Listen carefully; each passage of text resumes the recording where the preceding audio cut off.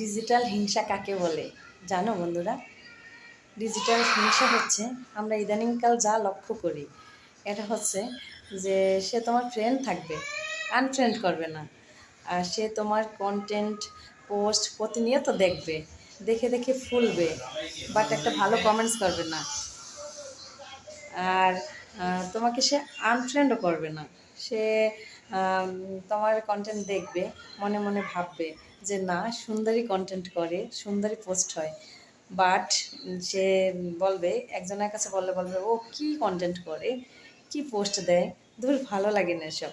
হ্যাঁ, আর এ ধরনের মনে ভাবকে বলে হিংসা। আর এটা নাম হচ্ছে ডিজিটাল হিংসা, যেটা ইদানিংকাল খুব বেশি চলতেছে। কেউ কারো কন্টেন্টে বা পোস্টে ভালো কমেন্টস করতেই ভালো লাগে না, যে না ও মনে হয় এগিয়ে যাচ্ছে, ওকে যদি আমি কমেন্টস করি বা ওর ভিডিওগুলো আমি দেখি, তাহলে ওর ভিউজ বেড়ে যাবে, ওয়াচ টাইম বেড়ে যাবে।